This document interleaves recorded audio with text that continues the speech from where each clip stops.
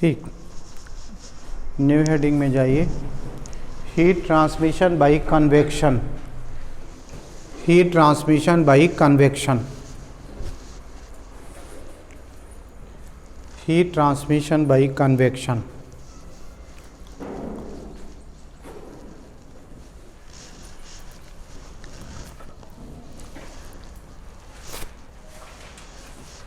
Heat transmission by convection लिखिए,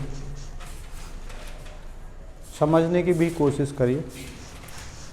मान लीजिए कि ये कोई कंटेनर है जिसमें कोई लिक्विड भरा है और इसको हम नीचे से गर्म करते हैं।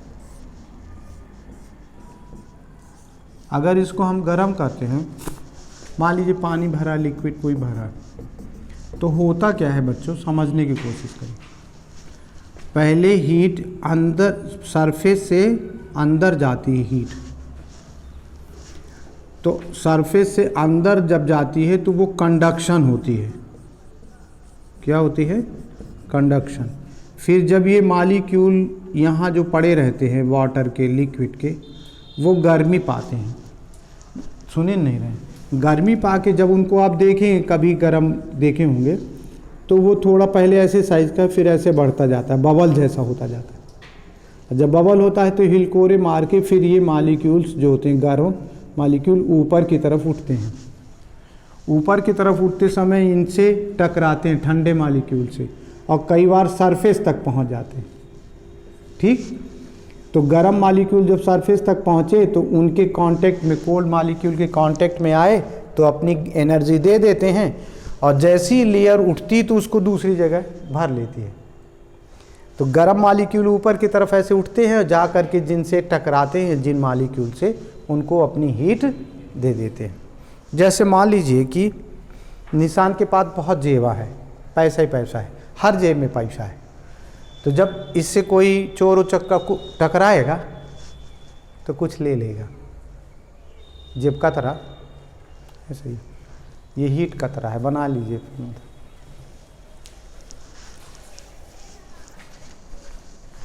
टकराने से भी पैसा मिलता है। तुम कहीं अगर टकरा जाओ धीरू भाई अंबानी के बच्चे से, रिलायंस, जियो, रिलायंस, उन सबसे, फिर देख लो, हैं?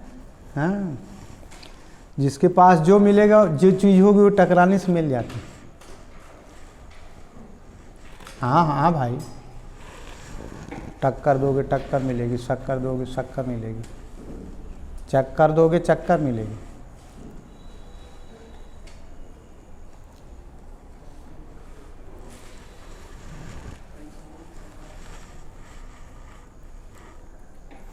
हाँ भाई हाँ, बना लिया, लिखिए जरा। बोले बनाए तो नहीं तुम लोग, फिगर है तो नहीं?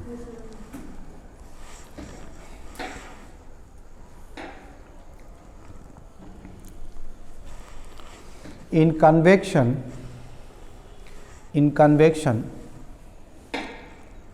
molecules take heat from hard part, molecules take heat from hard part and move to the colder regions, move to the colder regions, colder regions. When these come in contact with cold molecules,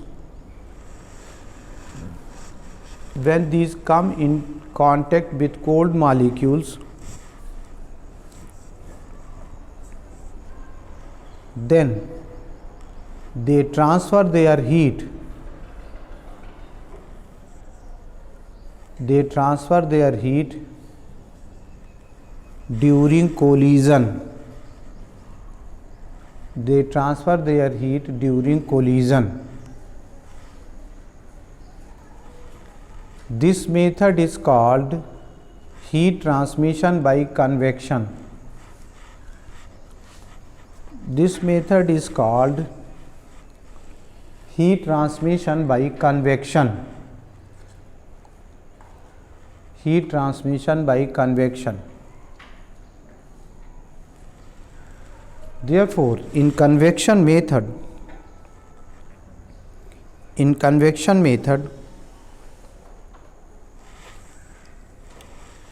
heat is transferred by the transfer of matter. Heat is transferred by transfer of matter.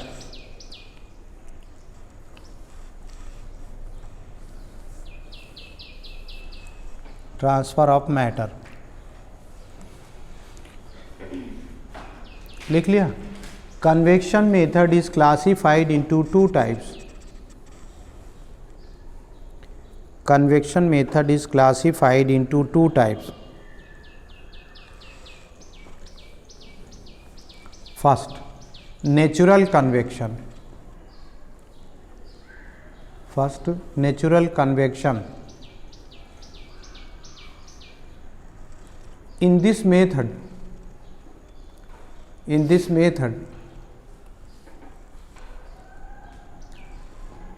heat is transferred in the vertically upward direction. Heat is transferred in the vertically upward direction.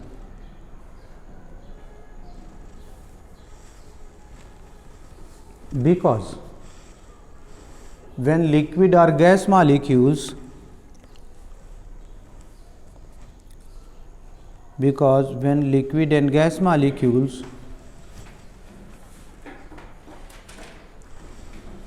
take heat from hot surface,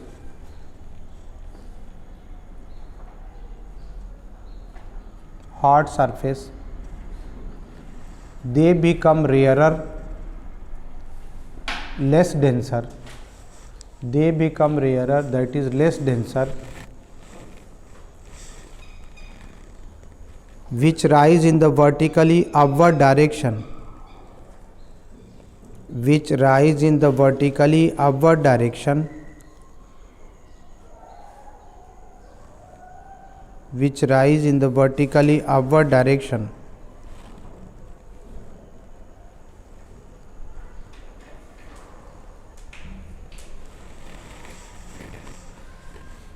And give their heat to the colder molecules during collision.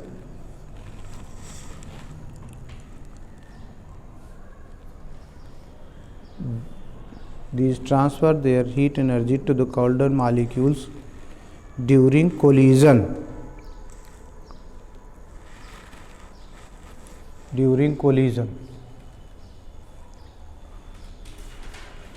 Therefore, in natural convection,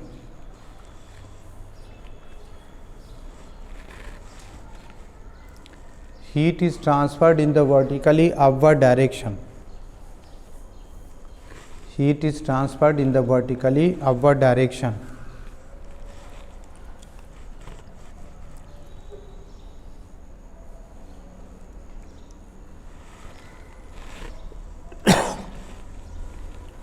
Para change. In convection,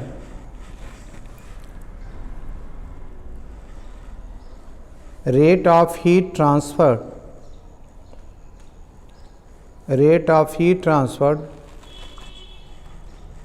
is directly proportional to the area of contact and temperature difference.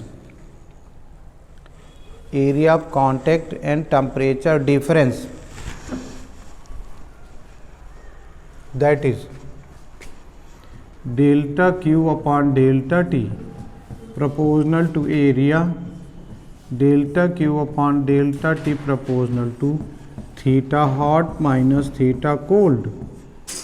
Therefore, delta Q upon delta T proportional to area, theta hot minus theta cold is equal to H into area, theta hot minus theta cold.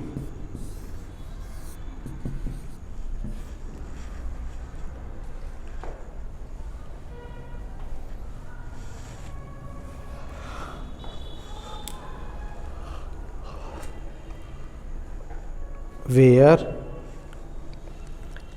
H is constant of proportionality where H is constant of proportionality, H is constant of proportionality, called coefficient of convective heat transmission.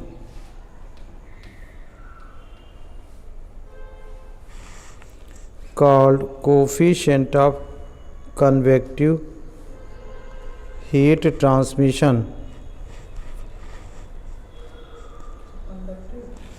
Coefficient of convective heat transmission. It depends on many factors. It depends on many factors like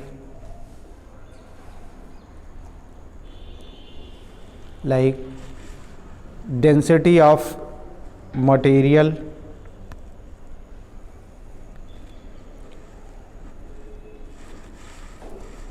size of molecules, coefficient of viscosity of material, coefficient of viscosity of material, लिख लिया, etc.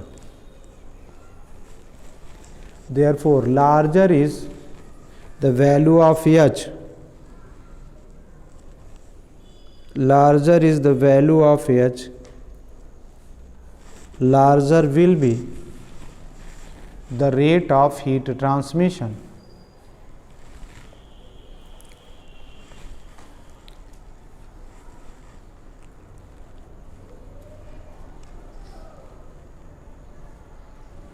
लिख लिया। ये natural convection है। अब natural convection के साथ एक होता है फोर्स्ड कन्वेक्शन। सेकेंड लिखिए, आर्टिफिशियल और फोर्स्ड कन्वेक्शन, आर्टिफिशियल और फोर्स्ड कन्वेक्शन, फोर्स्ड कन्वेक्शन। आपके सामने एक एग्जाम्पल समझा रहे, लिखा देंगे शॉर्ट में, एक लाइन दो लाइन। जब आपको बहुत गर्मी लगती है तो आप क्या करते हो? पंखा चला देते हो। जल गए कहीं पे तो आप क्या करते हो? तुरंत कहीं ठंडे पानी में डालते हो अथवा फूंकते हो। लड़कियों को तो और बहुत तकलीफ़ है, खाना पीना बनाती हैं, उनका हाथ जलता ही रहता है। और आप समझ जाइए, जिस लड़की का जितने हाथ जला है समझ जाइए उतनी ही वो पवित्र लड़की है। बहुत काम करी। हाँ, अब जो लड़कियां पढ़ लिख लेती हैं किसी काम की नहीं रहती, खाना पीना न देंगी, भूखों मार डालेंगे सब। और बॉयज़ लोग भी ऐसे जो पढ़ लिख लेते हैं किसी काम के नहीं रहते। बुढ़ापे में तुम लोग समझ में आएगा, जब भूखों मरोगे तब समझ में आता है, हे भगवान, जो खाना बनाना सीख लिए होते तो सब कुछ ठीक, तो बहुत विपत्ति आएगी, ये सब कुछ काम न देगा, वही काम देगा। अब पेट भरा है तो सब कुछ। बहुत लोग तो अमीर हैं, हमारे अरबपति हैं, उनके पास पैसे सब कुछ हैं, एक कौर दाना नहीं। वो गहरवार साहब, राजा साहब थे ना, तो राजा साहब अभी भी अपनी वाइफ से खाना बनवा के खाते, डरते हैं कहीं नौकर कोई गलत गया दिया कि गया। क्लियर? अच्छा, न्यू हेडिंग लिखिए ज़रा। ये नेचुरल फोर्स कन्वेक्शन में अब आ रहे हो।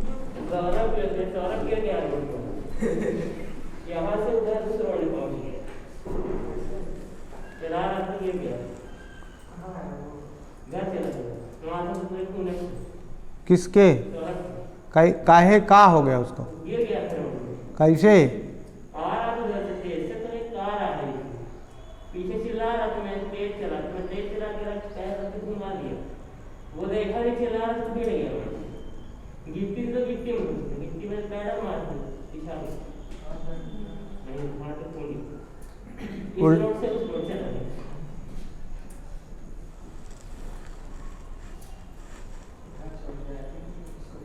वैसे भी उसका ढीला है। बोल रहा था तेज चला, खुद धीम चला रहा कार देखो तेज चला। हो गए, लिखो, आ गए हो, इंक्लूड हो जाओ, क्या कहें, कुछ हो। यहाँ आ जाता तो हम वो कुछ लगा देते, ड्रेसिंग कर देते, घर भाग गया। अच्छा, तो भी आ जाता तो रिलीफ तो मिल ही जाती है, दवाई लगा देते, कुछ लगा देते। छिलर गया होगा ना ऊपर, स्किन दर्द कर, जलन होगी, तो भी हम क्या है साफ़ कर देते ना, उससे रुई से साफ़ करके डस्ट वस्ट के पार्टिकल, नहीं तो पक जाएगा। मैं आधा डॉक्टर हूँ। अरे हो गया, बातचीत करो, माइंड इधर डिस्टर्ब हुआ होगा। चलो लिखो जा। देखो एक बात बता रहे हैं आप सब लोगों को कि जैसे यहाँ गर्मी है ना, तो हम क्या करते हैं, इस गर्म मालिक्यूल को, गर्म हवा को निकालना चाहते हैं, तो अब फूंक के तो नहीं निकालते, तो यहाँ पे तमाम वेंटिलेटर्स वो लगा देते हैं, एग्जॉस्ट लगा देते हैं। तो जब एग्जॉस्ट लगा देते हैं तो एग्जॉस्ट क्या करता है कि वो उनको हवा को, गर्म हवा को बाहर निकाल देता है, तो ताकत से न खींच के बाहर निकालता है।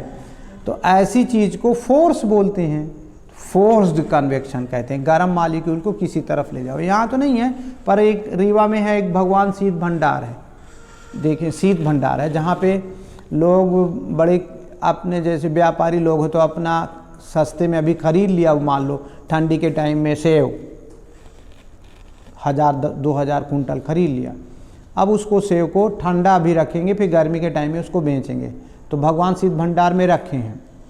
अब 4 आना टोकरी में, 4 आना के हिसाब से वो एक टोकरी का लेते हैं पैसा एक दिन का, तो 30 दिन का कुछ हो गया, तो सोचे यार 2 महीना रखे रहेंगे, गर्मी के टाइम में इसकी सेव की कीमत बढ़ जाएगी, तो हम जब वो शादी ब्याह होगा तब लोग खरीदते हैं, है ना, तो उस टाइम मेरा महंगा चला जाएगा, अभी हम सस्ते में, तो भगवान शीत भंडार में रख दी। शीत भंडार कहते हैं उसको, कोल्ड स्टोरेज कहते हैं।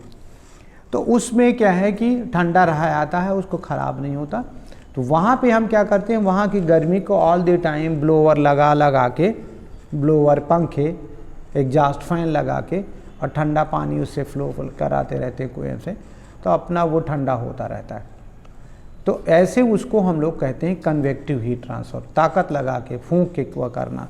जैसे गर्मी लगती है जब, तो तुम लोग क्या करते हो कि कूलर का काम क्या है, देखो ज़रा, कूलर जहाँ पानी नीचे भरा हो ठीक उसके ऊपर आप पंखा लगा देते हो, ठीक उसके ऊपर, तो करता क्या है, पंखा ऐसे ज़ोर से हवा चलाता है तो ठंड पानी भी इवेपोरेट हो जाता है, क्योंकि उसके ऊपर का प्रेशर कम हो जाता है। तो ठंडा पानी जब सर्कुलेट होता है पूरे कमरे में, तो आपको ठंडक लगती है, समझ गए ना। कुत्ता क्या करता है, गर्मियों के टाइम में जब उसको बहुत गर्मी लगती है तो जीभ निकाल के और ज़ोर से ऐसे ज़ोर से सांस लेता है। जब सांस लेता है तो उसके जीभ के ऊपर जो लार है उसके ऊपर समझ जाओ ठीक वैसे जैसे पंखा लगा है, तो लार क्या है, इवेपोरेट होता है। जब इवेपोरेट होता है तो Q=ml हीट लेकर के, लेटेंट हीट ऑफ फ्यूल जैसे होता है, इवेपोरेट होके चला जाता है, तो उसकी जीभ में ठंडक आती है, वही फिर ठंडी हवा उसको अंदर तक जाती है तो उसको ठंडक लगती है, राइट। तो ये चीज़ है फोर्स कन्वेक्शन, जहाँ ताकत लग जाए तो मालिक्यूल, लिक्विड के, गैस के मालिक्यूल एक जगह से दूसरी जगह हट जाते हैं, जिधर ले जाना चाहें उधर चला जाएगा, समझ गए। लिखिए जरा, enforced convection, heat is transferred by applying motors, fans, blowers. Heat is transferred by applying motors, fans, blowers, etc. by which liquid or fluid molecules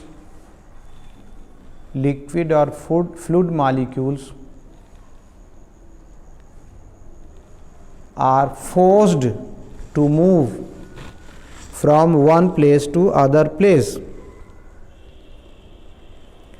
are forced to move from one place to the other place. Forced to move from one place to the other place.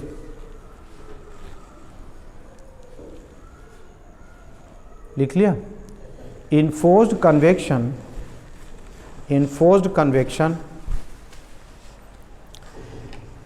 rate of heat transmission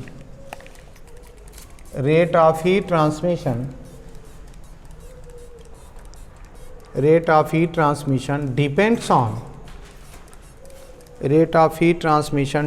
on the power of motors, fans, etc.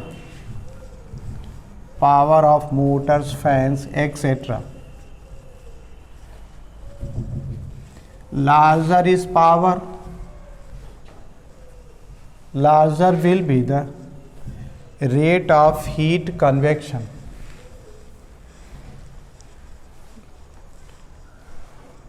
Larger will be the rate of heat convection.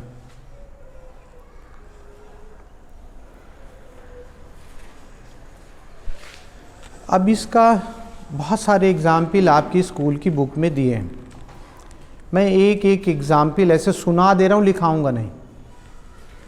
Force convection का या natural convection का आप ये समझ जाइए कि heart जो है ब्लड सर्कुलेट कराता है, ताकत लगा के स्क्वीज किया, ऐसे दबा फिर खोला वाला, तो रेड लिक्विड सर्कुलेट होता है। वो कहीं ज़्यादा ठंडा है, कहीं गर्म है, तो आप पता कर सकते हैं।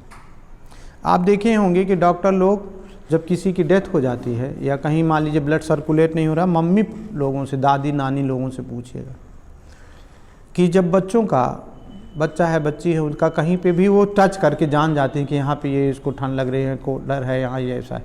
जहाँ ब्लड सर्कुलेट नहीं हो रहा है वहाँ ठंडा हो जाता है, और जहाँ सर्कुलेट हो रहा है वहाँ गर्म हो जाता है। तो आप वो डॉक्टर लोग पड़ताल कर लेते हैं कि यार यहाँ टच किए, यहाँ तक ब्लड सर्कुलेट नहीं, इधर से गड़बड़ है, यहाँ नहीं जा रहा है, सर्कुलेशन नहीं हो रहा, तो वो जानते रहते। मानसून, आप समझिए ज़रा मानसून क्यों आता है। आप देखिए कि मान लीजिए थोड़ी देर के लिए कि यहाँ ये लैंड एरिया है, यहाँ पे हीट पड़ी तो गर्म होकर ऊपर की तरफ उठ गई, तो यहाँ प्रेशर कम हो गया। जब यहाँ प्रेशर कम हो गया और वहाँ पे मान लीजिए प्रेशर ज़्यादा है, तो गैसेस हाई प्रेशर से लो प्रेशर की तरफ चली। अब मान लीजिए वहाँ ठंडा था, तो वहाँ ठंडी हवा जब इधर आई तो आपको उधर से ठंड लगती है, और ये हवा जहाँ गर्म की तरफ जाती है, उधर जब गर्म हवा जहाँ जाएगी वहाँ गर्मी लगेगी। तो आप देखेंगे कि गर्मियों के टाइम में जब वो लू चलती है ना गर्मियों के टाइम में, तो वो जो लू है वो एक तरीके से कन्वेक्टिव हीट ट्रांसमिशन ही है। उसके साथ में हीट कंटेंट है, जिनके शरीर में पड़ेगी लू शरीर में, तो वो गर्म हो जाते हैं, तो वो उनमें कंटेंट हीट भी है। यानी हीट कन्वेक्शन जो होता है वो मैटर के ट्रांसफ़र की वजह से होता है। ज़्यादा मैटर अगर गर्म है तो गर्मी जा रही है, ठंडी है तो ठंडी जा रही है। और इसी तरीके से आप कभी पढ़े हो, नहीं मुझे नहीं मालूम, गल्फ़ स्ट्रीम में गर्म जलधारा बहती है, गल्फ़ स्ट्रीम में गर्म जलधारा बहती है, हॉट वाटर करंट फ्लो होती है। और आप देखे होंगे कि वहाँ कनाडा के एक ऐसी एरिया है जहाँ पे मछली पालन का बहुत काम चलता है, फिशरीज़ का वर्क बहुत होता है। मछलियाँ जो होती जब कहीं से बढ़िया वो चलती है ना, पानी बहता है ना जहाँ पे, तो वहाँ पे अच्छा ऑक्सीजन लेवल उनको मिल जाता है, तो उस जगह पे उसकी तरफ वो जाती हैं। तो वहाँ पे मछली पालन का उद्योग सिर्फ ये चलता है क्योंकि वहाँ टेम्परेचर डिफरेंस की वजह से हीट एनर्जी जो है एक हॉट इंड से कोल्ड इंड की तरफ जब फ्लो होती है, तो वो रियलिटी में हीट ट्रांसमिशन बाय कन्वेक्शन ही है। आप जो ज्योग्राफी पढ़ते हैं वो लोग देखते हैं कि जहाँ हीट कन्वेक्शन नहीं होता है प्रॉपरली, वहाँ उनको आइडिया रहती है कि यहाँ अर्थक्वेक होगा क्योंकि हीट ज़्यादा वहाँ हो रही है, धीरे धीरे फिर अर्थक्वेक की जोन बनेगी।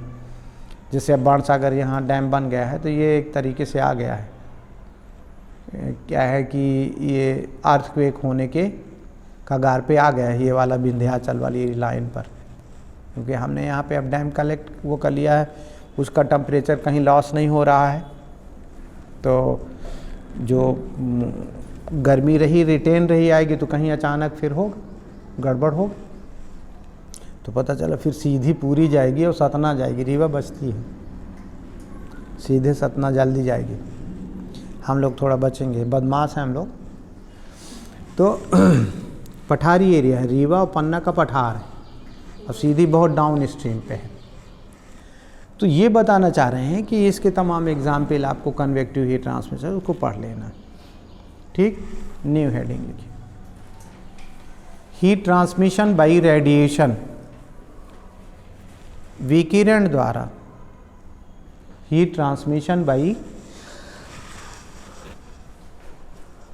Radiation, heat transmission by radiation, उसको समझा रहा है। हीट ट्रांसमिशन में रेडिएशन है क्या चीज़ कि इसमें किसी मटेरियल मीडियम की ज़रूरत नहीं है। इलेक्ट्रोमैग्नेटिक वेव्स, लाइट जैसे होती है ना, तो इलेक्ट्रोमैग्नेटिक वेव्स के फॉर्म में चलती है हीट, और उसमें सूरज से भी आ जाती है। सन और हमारे के बीच में बहुत जगह पे पूरा वैक्यूम है, वहाँ पे कोई मैटर ही नहीं है, वहाँ से भी वेव्स यहाँ पहुँच जाती हैं। तो लाइट की स्पीड से चलती हैं। लाइट की स्पीड वैक्यूम में 3 × 10⁸ मीटर पर सेकेंड, बहुत हाई। 1 सेकेंड में आप समझ जाओ कि 3 × 10⁸ मीटर चली जाएगी। तो आप ये समझ जाओ कि करोड़ों मीटर की डिस्टेंस चली जाती है 1 सेकेंड में। तो इलेक्ट्रोमैग्नेटिक वेव्स के फॉर्म में चलती हैं। जो दुनिया में इलेक्ट्रोमैग्नेटिक वेव्स हैं, 12th में आएंगे तो मैं पढ़ाऊँगा, पर सुना दे रहा हूँ। सबसे हाईएस्ट एनर्जी वाली जो होती है, जिनकी फ्रीक्वेंसी ज़्यादा होती है, वो गामा रेज होती हैं। गामा रेज हाईएस्ट एनर्जी की होती हैं, वेवलेंथ उनकी कम होती है, मगर वो लाइट की स्पीड से ही चलती हैं। फिर उससे कम एनर्जी वाली एक्सरेज होती हैं, एक्सरे जिनका हम लोग एक्सरे फोटोग्राफी में करते हैं। फिर अल्ट्रा वायलेट रेज होती हैं, उनकी एनर्जी थोड़ा उनसे एक्सरे से थोड़ी सी कम होती है। फिर इसके बाद विजिबल लाइट आती है, जो हमारी 7 कलर का भी पढ़े हों, violet, indigo, blue, green, yellow, orange, red, ऐसे कलर होते हैं। फिर इसके बाद होता है इंफ्रारेड रेज, उनकी एनर्जी थोड़ी उनसे कम होती है। इंफ्रारेड रेज बच्चों थर्मल वेव्स कहलाती है।